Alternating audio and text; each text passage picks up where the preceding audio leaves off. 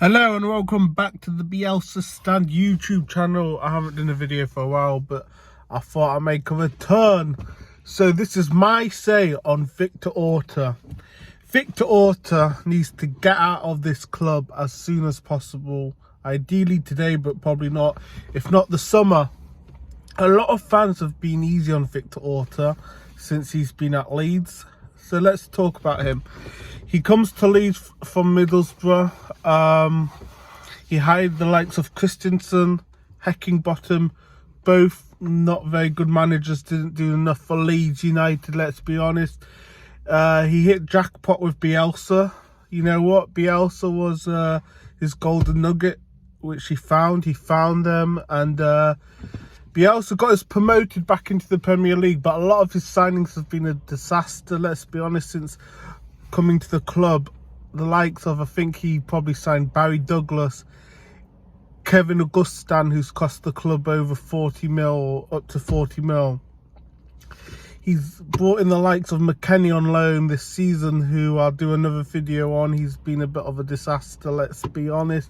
However, he signed the likes of Athenia. He found the likes of Pascal and Nonto, but again, Nonto was lucky after letting Dan James go in the summer to Fulham on loan. But as I say, he's been given an easy ride till now. Obviously, in the last couple of weeks, there's been a lot of vocal people talking about Victor Orta, saying that he should go, which I totally agree with. But I mean, I've had this feeling for a while now, from last season. I mean, when they sacked Bielsa, brought in Jesse Marsh, what a joke. 2 years to find Jesse Marsh, and what a disaster that was. A disaster clash from Victor. I mean, there were talks that they were going to get rid of Jesse after the Liverpool game when we beat them at Anfield 2-1. Obviously, he won that game. He stayed on till Feb, and then we found Javi Gracia finally. But as I say, Victor Orta's had a very easy ride. He's only got criticism properly last year. As I say, the club sacked Bielsa. We were in a bit of a mess because everyone thought we would be going down. They were sacked the board's chance last season as well as this season, as we know. And then in the summer, he decided to buy a few players, and everyone forgave him for that. Now, the problem with my opinion on the problem with the transfers that we made in the summer was that, yeah, we buy quantity, like we bought a lot of players, but were they the highest quality that we needed to play in the Premier League? That's arguably, I mean, people can make their own decision over that. But not only that, Leeds did it on the cheap. We decided to buy players for about 10-15 mils. Think about Rasmus, how much he cost. He didn't cost the club a lot. Tyler Adams was quite cheap, even though Tyler Adams has been a success this season, probably our most important player, and since his injury, Leeds have been a bit of a mess in midfield. But as I say, we brought in Rasmus, Brendan Aronson for 25 mil. He hasn't shown his quality this year, unfortunately, falling over all the time. Very frustrating to watch. A lot of fans are calling for him to be out the team, which is understandable. And our summer transfers were okay, to be honest. I mean, a lot of fans were happy, but then we go into the January window, and I think that's when a lot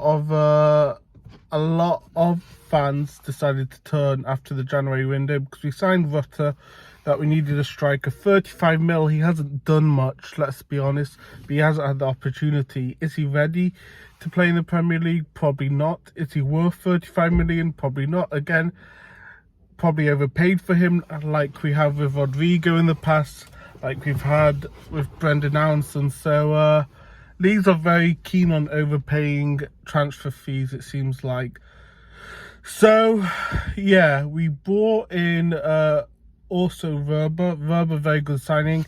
To be fair, cheap. I was a bit worried about Verba coming in because I didn't know if he had the quality for that amount of money. But again, he came in, he's been very good. He came in at the weekend against Fulham. helped our defence with Liam Cooper.